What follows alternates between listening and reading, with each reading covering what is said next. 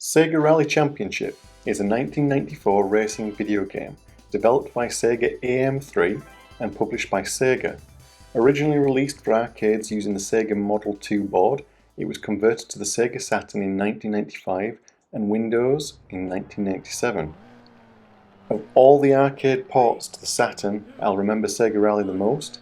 The feel of the game and its immersive atmosphere make this a benchmark in driving game.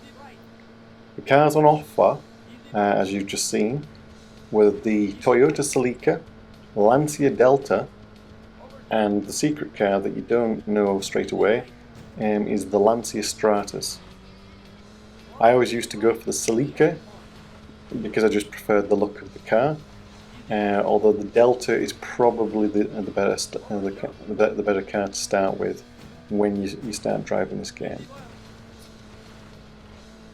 Now it's impossible to come first in this track. This is the arcade mode, so this is the direct conversion over. You can only get, as far as I know, up to 9th place on the desert track. As you can see, I'm doing quite well. People were amazed by the fact that even the helicopter was converted over to the Saturn.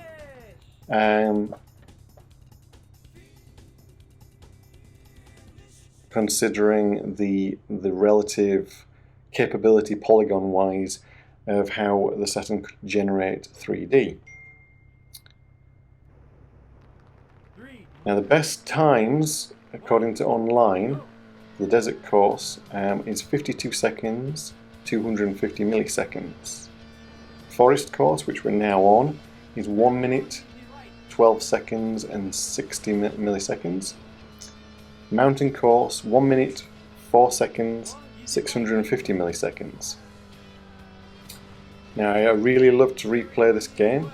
It technically only had 3 tracks, but there is again another secret, and that is the lakeside track that you unlock as long as you come first. That was a good corner, that. Made up for it by hitting the wall there. Never mind. Now the lakeside track is the highest difficulty. The track is incredibly narrow and extremely unforgiving. The desert track is the one that people tend towards replaying again and again, and some people got some really incredible times on that. This is a beautiful track as well. The main advantage with Sega Rally is that feel that you're going over differently textured surfaces, and the actual slight rock in the car makes it really feel like you're actually doing this. That is something that the actual production team of this game really spent ages perfecting. The arcade game actually has feedback in the steering wheel which stops you. It actually forces you and locks out the steering wheel in certain situations, but it gives the rumble and everything. I recently watched somebody fixing one of these arcade machines, and frankly I want the arcade machine. The arcade version of this game, of course, is better in appearance, but I mean it's the same game. We do have, of course, the pixels. It's something that today we just take for granted that we can have smoother graphics. That was an extremely unfortunate corner. Now, the music is one of the other defining factors, the thing that really kind of engrosses and draws you in, and it's great to listen to, frankly. So great.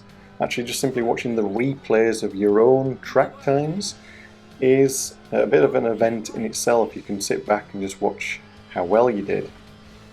The person who actually, well, a couple of people attributed to actually making that score, that would be Takanobu Mitsuyoshi and Naofumi Hataya. Now, I'm pretty sure I've got those names wrong, but I had a go. Incidentally, the person who actually directed this game would be Kenji Sasaki, and they're part of the AM3 team, of which they made these teams to make these arcade classics. As you can see, I've come in first, and this is the lakeside track. Now this is unbearably unforgiving, as you can see. It's all about the power slide. I mean, we're on dirt here, so it's very slippy. Trying to do this with the Lancia Stratus, the secret car, that is extremely difficult. It's a very touchy car anyway, a very difficult car to control. But going through all this maze of different turns and curves, and the speed of the car, it's the fastest car available. I mean, you can literally shave off several seconds on your track times with the Stratus. I was never very good at using the Stratus on this track. I'm not entirely sure many people were.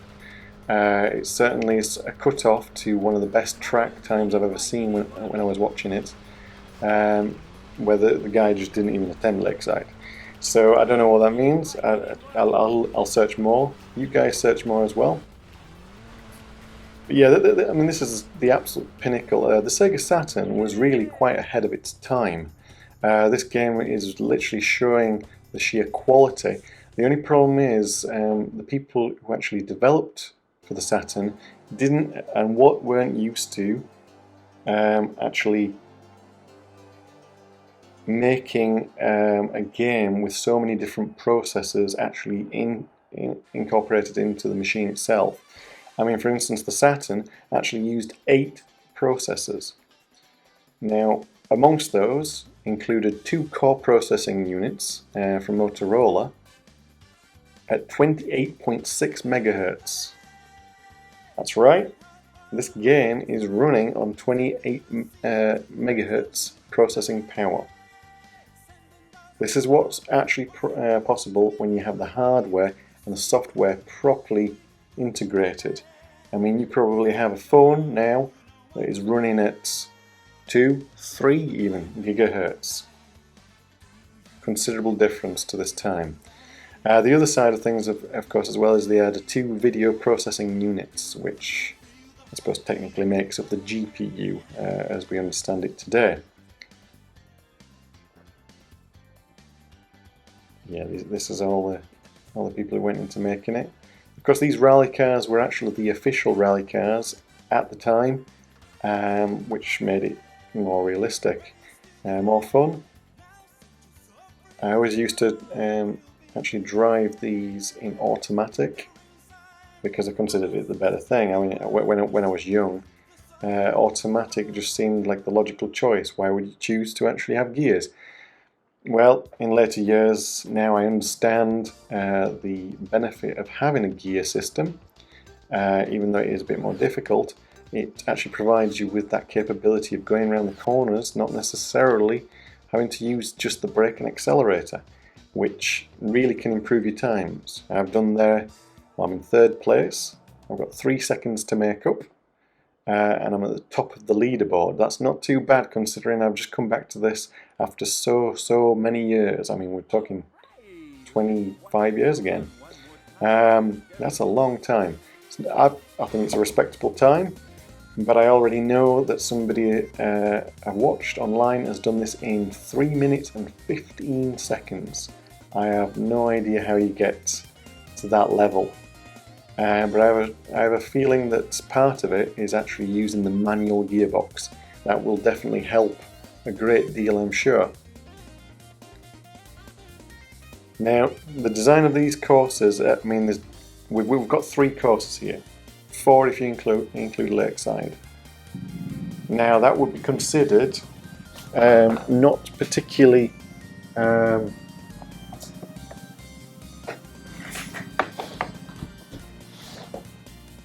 not a very large game by today's standards, and possibly not to have longevity either. But the reality of it is that the courses are designed so well that you just want to play them again and again anyway, just to shave off even a 100th of a second, because it's just that enjoyable. And you can never say that you're always going to definitely get it right when you come back to it, and you get a real sense of what it's like to be a real rally driver even. As you can see, the car kind of slightly took off there a little bit. So it's a testimony to quality over quantity, and this is well worth playing regardless. I mean, I'm coming back to it now and I enjoyed it just as much as when I was younger. That's a really good game. I mean, so much so I actually want to get the arcade game. I mean, we're talking probably about £3,000 to get hold of such a thing. But if I ever have the space and the money, I think I'd definitely go for that. Because it's just something much like playing in your billiard room, if you had one. These are classic games. It's become a classic game. I mean, not many games can actually say that truthfully, can they? Yeah, absolutely. The thing that I'm going to do now that I'm older, though, is I'm going to come back to it with the manual gearbox in mind and have a go at learning how to drive in a more... That was a perfect power slide through there. I'm going to learn more on how to control the car, because of course now I'm older, I understand how to do this properly to match your revs with your gear changes. So I'll be trying to do that and seeing if I can actually improve on even the times I did when I was younger. The ones I remember is I used to do the desert track in 50 seconds. Now I've just done that in 56 seconds, the desert track, but I mean, the first lap is never your fastest lap anyway. It has to be your second or your third. That's what makes one lap arcade mode quite difficult actually. I'll probably try the 3-lap version of that. That's just such an unfortunate turn and getting knocked off. Sometimes you can actually get in front of the other drivers and actually get propelled forward if you do it right. So that can benefit you. Something to note about the 2-player mode on this is as well, it had a brilliant setting where whoever's behind, whoever's at the back, would be given extra speed just to kind of match you guys up a little bit. I mean, attention to detail, what can we say? Now, no matter how you actually finish this game, it always says game over, yeah. It's so upbeat. It's a great way to end. It's funny if you've done well. It's uplifting if you've done badly. What can we say? To this, there was another release of Sega Rally. In fact, there's been several releases. None, in my personal opinion, that had such a love of attention and detail as this one. But we do have Sega Rally 2. I consider that to be not quite so nice a feeling to drive that. However, that game is massive. And it's brought the old tracks over as well. As soon as I've perfected this and had a good indulgence in nostalgia, I will definitely be playing that, although that's on the Dreamcast, not the Saturn. So I'll be looking into that later. The other versions I'm not so keen on. So I'm probably going to stop at that. But to be honest, Sega Rally 2 is probably the pinnacle of where it was going to go anyway. You could make it more realistic in terms of graphics, give it more tracks or something, but ultimately speaking, it doesn't really need it. So you can just leave it as is. One of the best games, Sega Rally, what can we say? There we go, there's me going over the finishing line. I love the camera angles of the replay.